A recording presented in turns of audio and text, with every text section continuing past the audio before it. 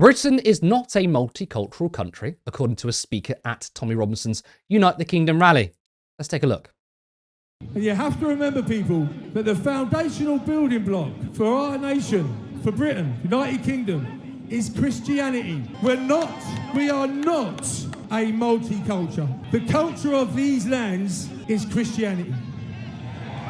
That is our very foundational building block. Let me tell you something. 1,000 years of Christianity, of incredibly brave Christian fighting men, and you have to think, where does that saying come from, this green and pleasant land? Well, I'll tell you why it's a green and pleasant land, and that's because it is absolutely soaked and saturated in the blood of Christian patriot fighting men and women that stood in fields with swords, shields, axes, pitchforks, and they defended their children, their land, their country from the rampaging, murdering hordes, invaders. Huh? I've just got to do Lord's Prayer. So what I'm going to do is, I just want to start off with a little blessing. We're just going to say the Lord's Prayer. He's talking about the Crusades, for God's sake. Thousands of years ago. What is this guy talking about? Have you noticed he got cut off there? Because he starts talking about invaders murdering good Christian people. Although he's speaking about medieval times. Perhaps we can read between his words. But he gets cut off due to rules around hate speech at protests, which holds organisers directly responsible for speakers at their events.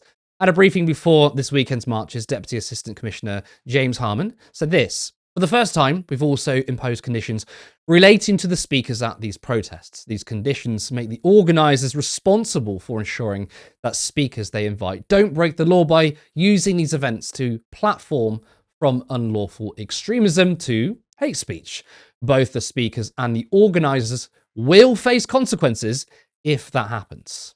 This goes to show these kinds of people who are, invited to these rallies. Now, the preacher, turns out, Tommy Robinson's second cousin and EDL co-founder Kevin Carroll. He then goes on to end his speech with a recital, the Lord's Prayer. You ready? Our Father, who art in heaven, hallowed be thy name. Thy kingdom come, thy will be done, on earth as it is in heaven. Give us this day our daily bread, and forgive us our trespasses, as we forgive those who trespass against us. Lead us not into temptation, but deliver us from the evil one. For thine is the kingdom, the power, and the glory, forever and ever. Amen. Now, what's interesting to me is the overuse of Christianity to push the idea that Britain is not multicultural. But according to the 2021 census, it says in England and Wales, 46.2% of people are Christian, falling from 59.3 in 2011, while 37.2 of people identify as non-religious, and increased from 25.2% in 2011. Those of Muslim faith have increased by 1.6% from 4.9 in 2011 to 6.5 in 2021. Now, of course, you can believe in whatever religion you want to believe in. You can practice in any way. I'm an atheist, but of course, I think people should have the freedom to, practice the way they see fit. But I also do suspect that of the 47% of those who identify as Christian, how many of those are adhering to the Christian faith, or maybe sort of just tick a box and say, yeah, they're Christian, but maybe they don't even believe in God. Now, right-wingers would have you believe that Islam is the fastest growing religion in the UK, but according to that data, we are becoming less religious overall. So why the increase in Christian rhetoric by the far right? Well, I think it's got to do with the yankification of politics overall. I mean, let's take a look at another clip from the United Kingdom rally where crosses were being handed out to attendees.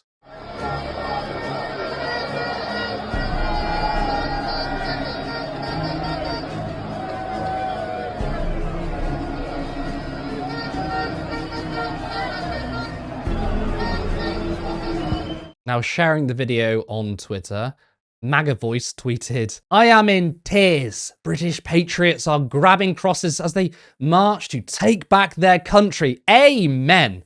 UK has fallen. UK patriots want it back. Jesus Christ is king." Jesus Christ is king. Again, that's American yankification slop. I'm sorry. While Harry Eccles said this, "Petrified displays of white supremacy. Since when did the UK get infected with Christo-fascism? This isn't the USA." Now, the rally did have a magnet of, let's say, some incredible talents. And you'll never walk alone. Come on. You'll never walk alone. Lift it up, come on. Walk on, civilian soldiers.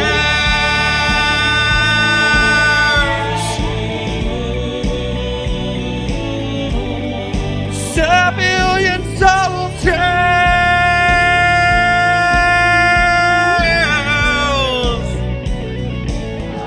Just the men.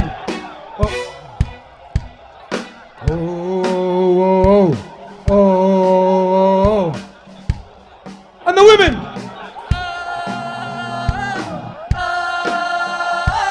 Now everyone together. 1, 2, 3.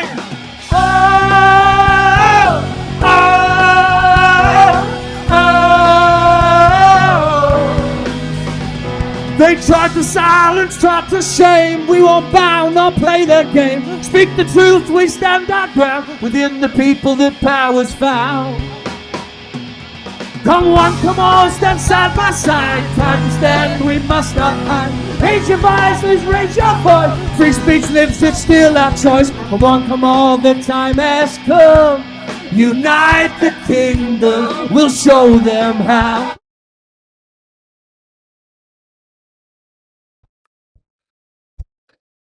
Was that Mickey Rourke as well in the second clip? A discount Mickey Rourke. Incredible stuff.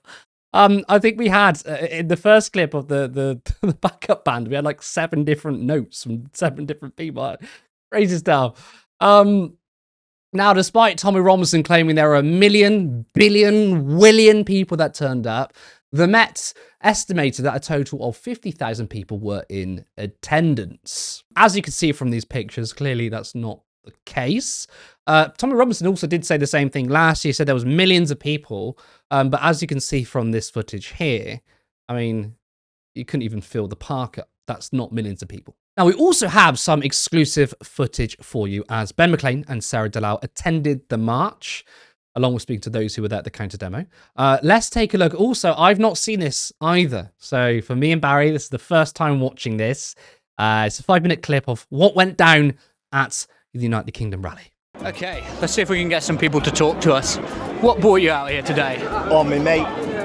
Mate, so it's like a social thing very much for you guys.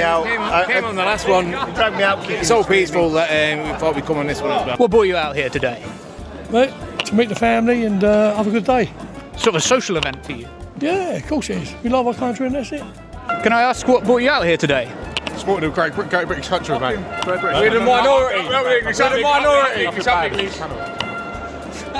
I think it's about 88% of the population is white, but never mind. Can I ask what brought you out here today? We are supporting our country. Cool.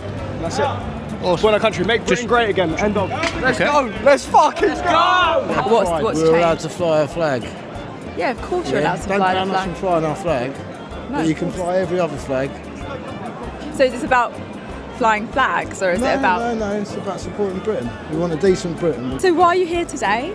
Because I want to stop the boats, The boat. illegal immigrants, that's all it's about, because these people are coming in and they're not a lot good in them, you know, there's a lot of good but there's also a lot not, and I just think that it's time to stop those who haven't been police checked and things like that from coming in. Just want more rigid measures. Beth? Government trying to force on us multiculturalism at a very fast pace without giving us a reason for it. There must be a reason for it. otherwise they wouldn't be doing it. If I had one job to offer, if I was a businessman, I wouldn't invite 120,000 people to the interview. The Labour government, in terms of putting the British people first, they're obviously not doing that. They've got a poor economic policy in terms of the way they're using quantitative easing. It doesn't work the way he's done it. Labour have bankrupted the country every single time they've been in power, and it just needs to stop.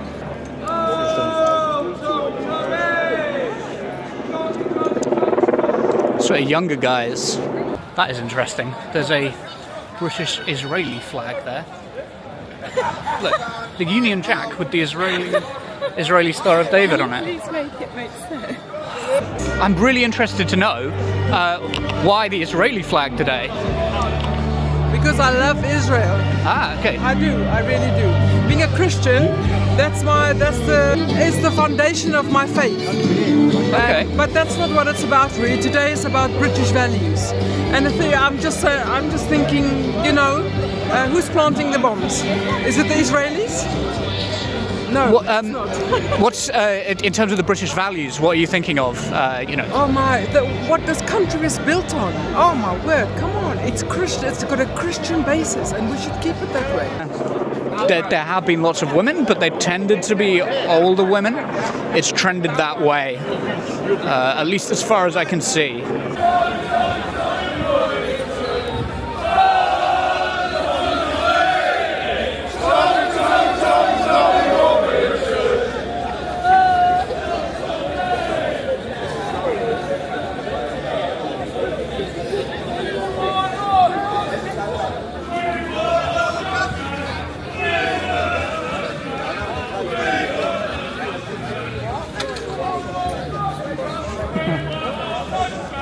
So they've got mega hats, make England great again.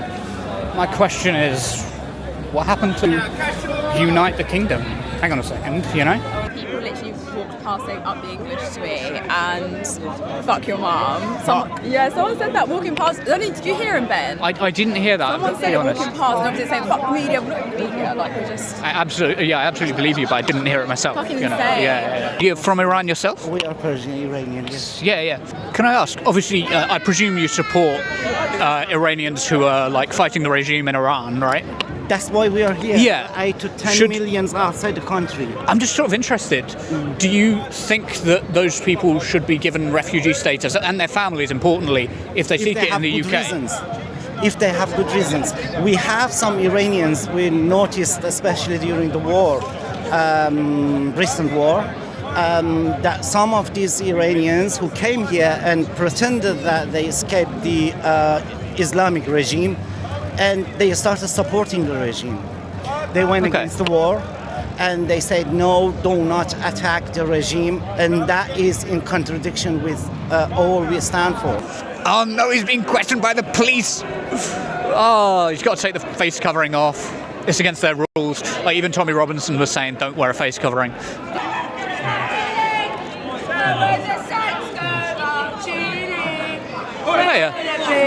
Why did the police stop you there?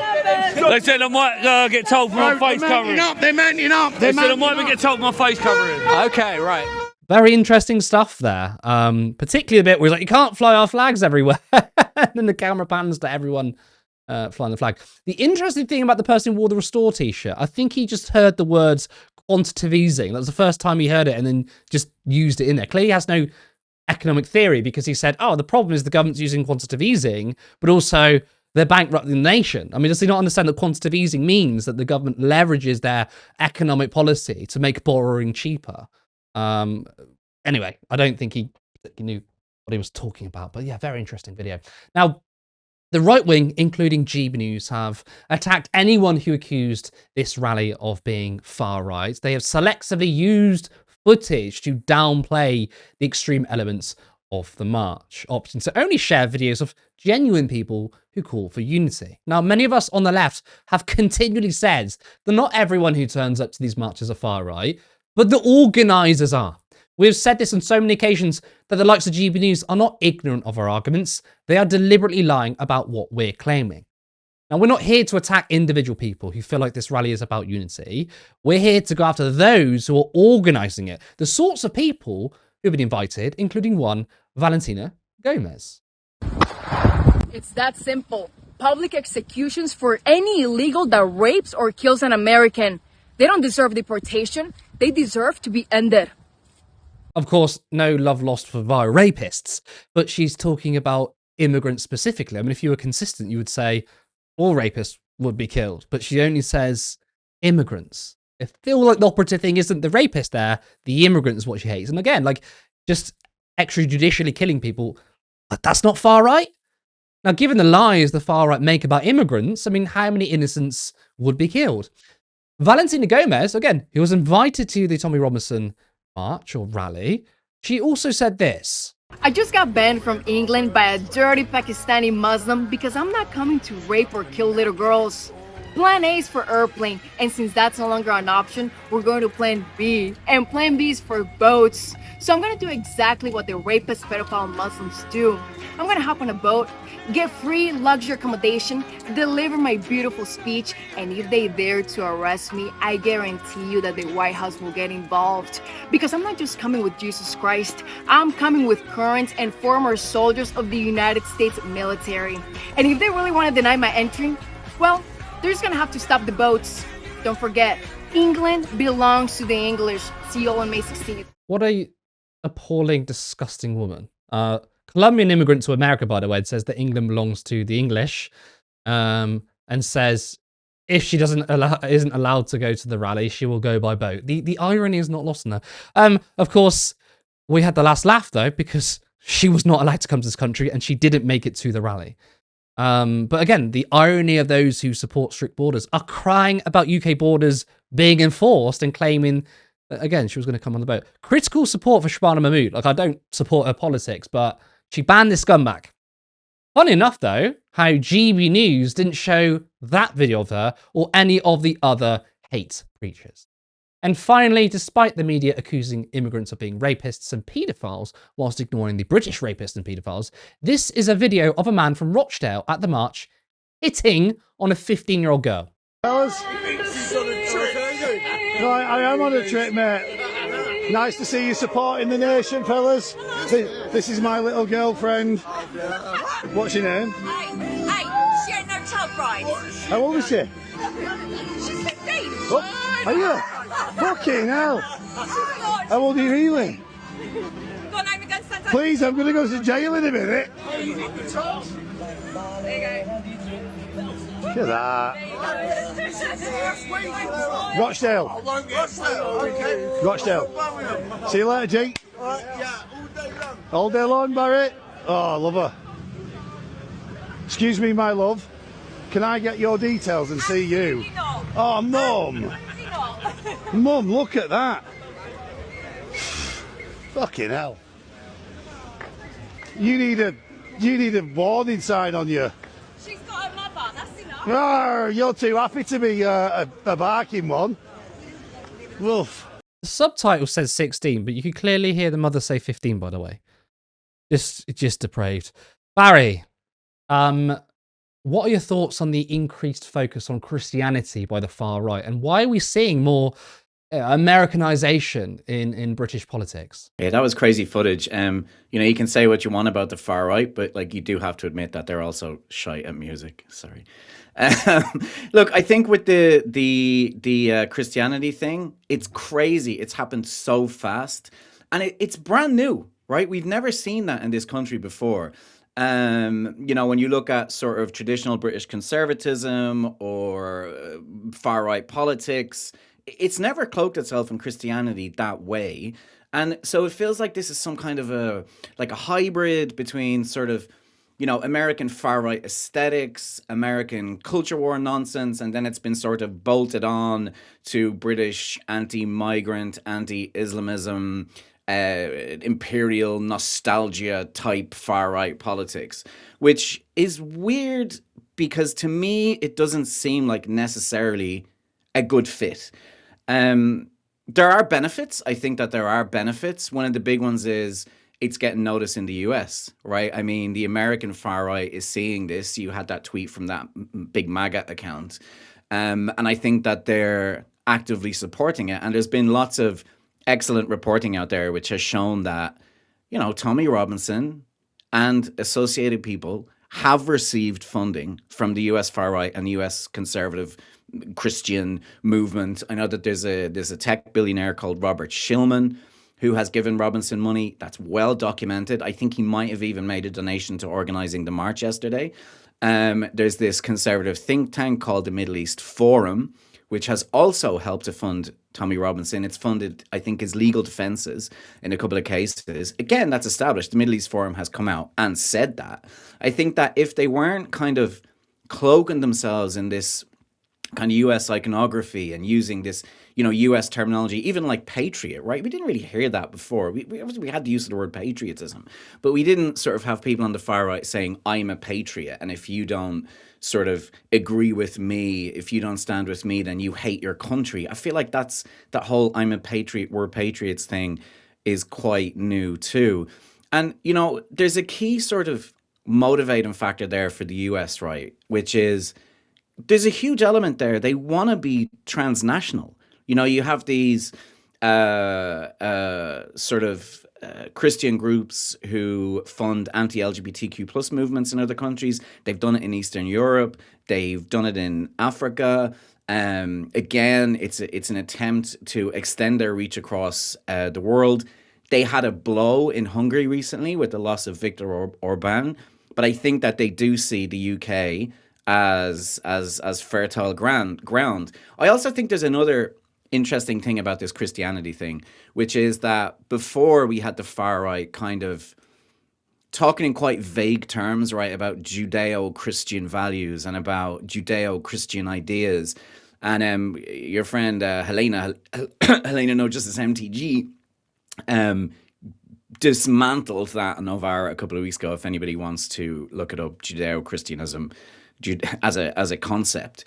Now they're kind of more forcefully moving into the Christian thing, and I think it helps them to be Islamophobic, right? I think there's a big Islamophobic element to it as well, because what you're doing is you're setting up Christianity against Islam, and you're saying this is not a Christian country. This is a Christian country, and we will not let Islam gain a foothold in this country. We will not be defeated by Islam. So I think that there's an element of that too. But in terms of it being like a benefit, there are huge buts here. The US and the UK are very, very different countries. And as your stats, I think, proved there, but I think that, we sort of know this, is that the UK is not as religious as the US. I lived in the US for about 5 years, and it was only when I lived there that it really, in a way, struck me how very Christian a country it was when I started to travel around the US a bit. So I would drive through places like West Virginia, Maryland, and you would see churches everywhere. Everywhere. You could go into a small town, there could be 2-3 churches, there'd be, crosses in the middle of the town, and it just struck me that, rural America was sort of like deeply religious, and you don't see that to the same extent in the UK. So it's like you said, I don't think, there are people on that march who probably will have raised their eyebrows at that, probably will have been a little bit uncomfortable with that. And, the other thing is that Trump is woefully unpopular in this country, right? There was a poll recently that showed that only 11% of British voters had a favourable opinion towards Trump. And that also includes people on the right. So I wonder if, part of the reason why the numbers at the previous march were so much bigger than the numbers at this march, are people waking up to just how kind of weird it's become? And, so I guess ultimately I think that if that is what's going to dominate this movement going forward, then I don't think it's good for the movement. I think it's going to be less popular. I mean, I wasn't born in the 80s, but if I look at if I read up in history or even look at videos or images rather of that time, it feels like that the white supremacist and ethno-nationalist or even just nationalist movements were more sincere in its own politics. And when I say sincere, it's not me saying it's positive or anything, but I feel like those movements were they were actual nationalists. Yet what we're seeing now, there's nothing nationalist about it. It's very quote unquote globalist, right? You know, you hear on right wing shows about pro Palestine marches, and like, oh, is this British patriots or is this a march for Gaza? All you see is Palestine flags, right? And they're trying to obviously attack the pro-Palestinian movements as something that is somehow has a contradiction with the support of British people. But then you look at these marches, you've got flags in support of like the Iranian monarchy. You've got Israel flags there, for example. And it's like, well, hold on a second. I thought this was about uniting Britain and it was a pro-nationalist march. It's anything but. And then of course you've got all the foreign money going in there. It's like it's very confused movement too. Yeah. You know, it's there's like all these disparate elements and there's a lot of confusion, right, about what it stands for. And it's like you said that, you know, people go on the marches who, you know, we want to unite the kingdom, or, you know, my life is shite and I have no money in my pocket and there's a cost of living and my community is being eroded because, you know, there's no community centres. The pubs are being taxed to the hilt and they're having to pay exorbitant rates and they're closing, and I feel a bit adrift. Hey, is this where I need to go to find community? There was an interview, I can't remember the person who did it, but, you know, she's got a big following on Instagram and she was at one of these marches. I don't think it was in London, it was outside London. But she was talking to these two young lads and she sort of said to them, why did you come out today? And they went, oh, it's just sort of something to do, you know. Everybody was coming and seemed like it could be fun. And then she said, but what do you think about the issues? And they said, well, I guess they say that people come on the boats and like they get a lot of money. And she was like, are you guys racist? And they sort of said, oh, no. And then she said, it really breaks my heart to see you two on this march, right? It was a very good clip. But sometimes I wonder about people like that. Will they be turned off by just this bizarre lack of cohesion? Like what are you following? What is it for?